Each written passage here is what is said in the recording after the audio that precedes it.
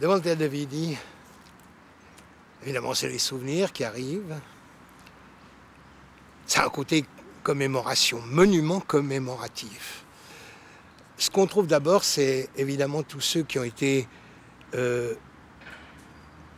hyper attentifs à nous, qui ont vraiment, à un moment donné, essayé de nous aider, essayé de comprendre ce qu'on cherchait à faire. Je pense à Apothéose, bien sûr, grâce à qui ce théâtre finalement existe. Je pense à tous ceux qui ont succédé à Apothéose, les directeurs successifs.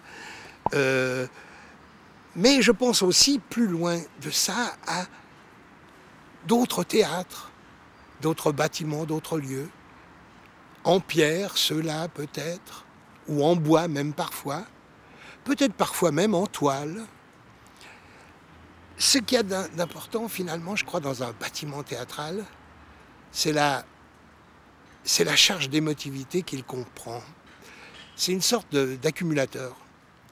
C'est un accu à émotion. Car ce qu'on trouve dans le théâtre, c'est évidemment tout ce qu'on a vécu, tout ce qu'on a cherché aussi à exprimer, tout ce qu'on a rencontré avec force entêtement, ou au contraire par hasard.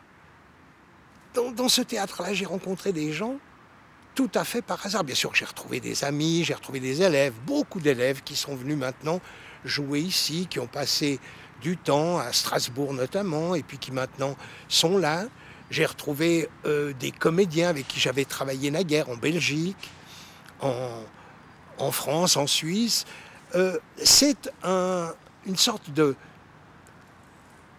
comme une plaque photographique qui s'impressionne hyper régulièrement et qu'on a à la fois de la peine à découvrir et de la joie. De la peine parce que, évidemment, il faut compter dans tout ça beaucoup de disparus, beaucoup de morts, beaucoup de... même de perdus peut-être simplement, qui ont abandonné et tout ça. Et puis en même temps, il faut compter ceux dont on s'est écarté pour des raisons idéologiques, pour des raisons esthétiques, pour des raisons de hasard d'ailleurs, de calendrier, d'espace.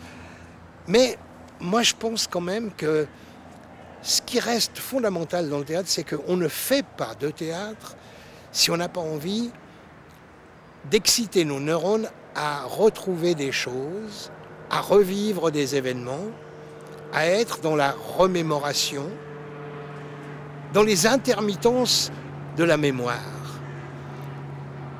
donc dans les intermittences de l'affectivité. Je pense que ce qu'on va trouver au cours de tous nos déplacements, que ce soit en avion, comme ce qu'on entend maintenant, dans ce très beau parc de Vidy, ou en voiture, ce qu'on entend très lointainement là-bas, on se déplace, on bouge, et là, on se trouve dans un théâtre et tout vient à soi. C'est qu'on n'a pas besoin de se déplacer. On est là, on s'installe et on voyage, car le monde vient à nous. Le monde vrai, d'une part, celui qui fait du théâtre, et le monde fictif, celui dont parle le théâtre. Que demander de plus? Je pense qu'on trouve là une idée peut-être très concrète de ce que doit être un paradis.